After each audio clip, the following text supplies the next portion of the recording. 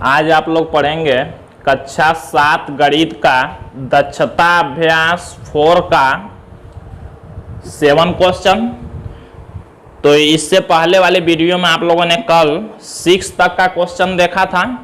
अगर आप लोग चैनल पर नए हैं तो चैनल को सब्सक्राइब करिए, लाइक करिए, शेयर करिए और वीडियो को पूरा देखिए। जब पूरा देखेंगे तो एक एक बात समझ में आएगी। अगर इससे पहले का चैप्टर आप लोग नहीं पढ़े हैं तो उसको भी हमने पहला, दूसरा, तीसरा और चौथा जो भी चैप्टर है उसको सबको हमने पढ़ा दिया। तो उस वीडियो को आप लोग देखिए और घर बैठे इस लॉकडाउन में आसानी से आप लोग पढ़ाई कर सकते हैं। और एक बात ये आप लोगों को बताना है कि कल से हम इंग्लिश का भी क्लास शुरू करने वाले हैं। तो कल 7th का हम लेसन 1 शुरू करेंगे इंग्लिश का। इसी तरह से हर क्लास का इंग्लिश भी हम पढ़ाएंगे अगले वीडियोज में बारी बारी से एक एक दिन करके। तो आप लोग चैनल पर अगर नया है तो चैनल को सब्सक्राइब जरूर करिए, पूरा वीडियो को देखिए और घर पर बैठे आप लोग स्कूल जैसा आसानी से पढ़ाई कर सकते हैं। कहीं कोई दिक्कत आप लोगों को नहीं होगा। तो देखते हैं 7th क्वेश्चन जो दिया है। किसी त्रिज्या का एक वृत्त खींचिए, इसमें 2 जीवा PQ और QR लीजिए। इन जीवाओं के लंबार्धक खींचिए, इनके प्रतिच्छेद बिंदु C से PQR को मिलाइए। रचना द्वारा सत्यापित कीजिए कि बिंदु C वृत्त का केंद्र है। तो जैसे दिया है ऐसे हम लोग बारी बारी से इसको बनाते हैं। देखते हैं, किसी त्रिज्या का एक वृत्त खींचिए। कह रहा है प्रकार से कोई भी एक वृत्त बनाना है किसी भी त्रिज्या से, मतलब दूरी कोई भी लेके छोटा बड़ा हम एक वृत्त बना देंगे।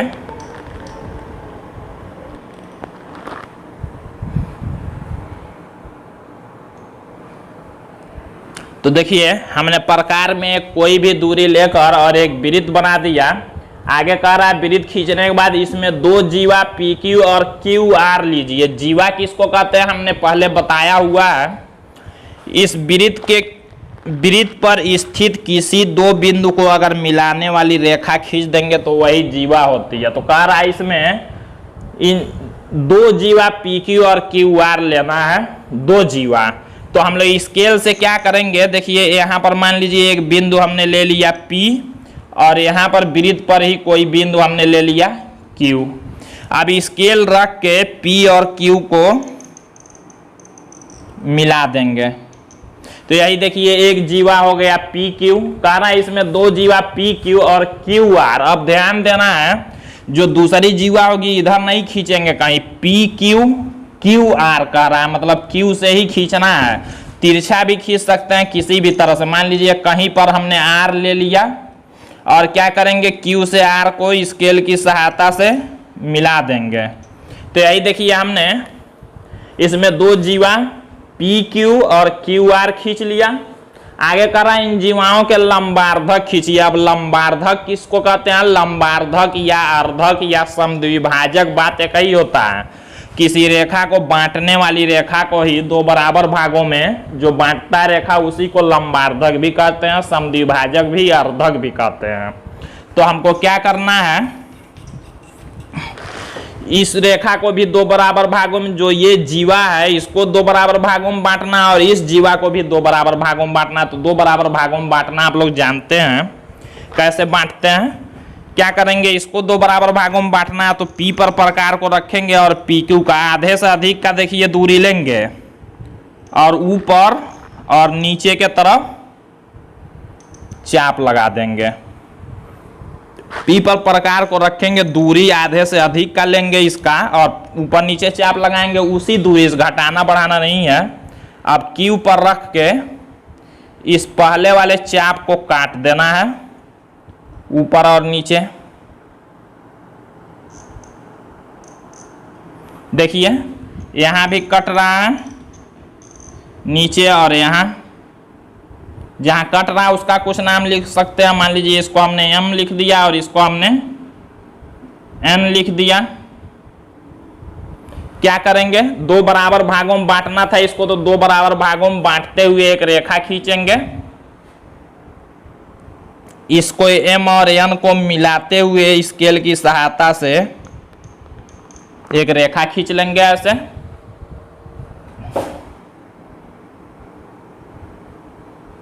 अब देखिए क्या करना है, क्यू आर को भी दो बराबर भागों में बांटना है। तो इसमें भी क्या करेंगे, ऐसे ही क्यू पर रखेंगे, क्यू आर का आधे से अधिक दूरी लेंगे यहाँ दोनों तरफ, और यहाँ चाप लगा देंगे। देखिए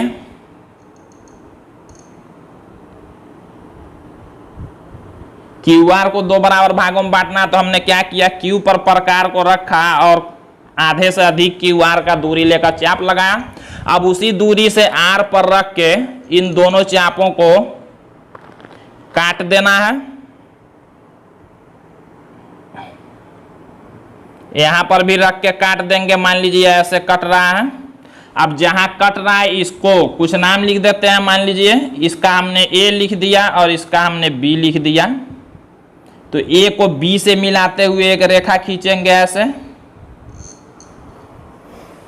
ए को बी से मिलाते हुए खींच लेंगे।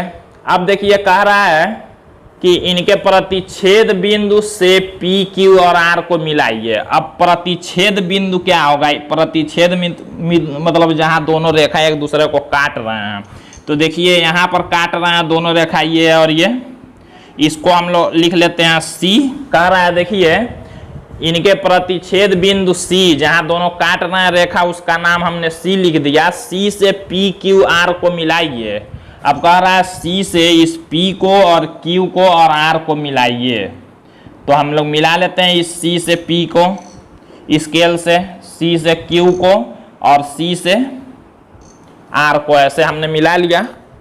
मिलाइए, रचना द्वारा सत्यापित कीजिए कि बिंदु सी वृत्त का केंद्र। कह रहा है सत्यापित करना है कि ये जो सी है बिंदु यहाँ बीच का, ये वृत्त का केंद्र है। केंद्र मतलब जहां से वृत्त बनता है। तो इसको सत्यापित कैसे करेंगे, देखिए इसको हम लोग नापेंगे, इस वाले को और इस वाले को नापेंगे स्केल से, और इस वाले रेखा को नापेंगे तो तीनों बराबर होंगे। तीनों बराबर होंगे तो लिख देंगे कि ये सी पी, सी क्यू और सी आर वृत्त के त्रिज्या हैं और तीनों बराबर हैं। त्रिज्या आपस में बराबर होते हैं, इसलिए सी वृत्त का केंद्र है। ऐसे लिख देना है। इसको लिखते कैसे हैं, देखिए ये देखिए ज्ञात है में लिखेंगे क्या कि एक किसी भी त्रिज्या का एक वृत्त तथा उसमें दो जीवाएं पी क्यू और क्यू आर, ये देखिए ज्ञात है इसमें। अब कह रहा है कि इसमें ज्ञात क्या करना है कि पी क्यू और क्यू आर का लंबार्धक खींचना तथा दोनों का देखिए प्रतिच्छेद बिंदु सी है उसको केंद्र है कि नहीं ये ज्ञात करना। तो इसको रचना करनी है में लिखेंगे, और रचना के चरण में कई बार हम बता चुके हैं, इसको नंबर डाल के लिखते हैं। जैसे जैसे बनाएंगे वैसे लिख देंगे, जैसे बनाते जाएंगे लिखते जाएंगे नंबर डाल के।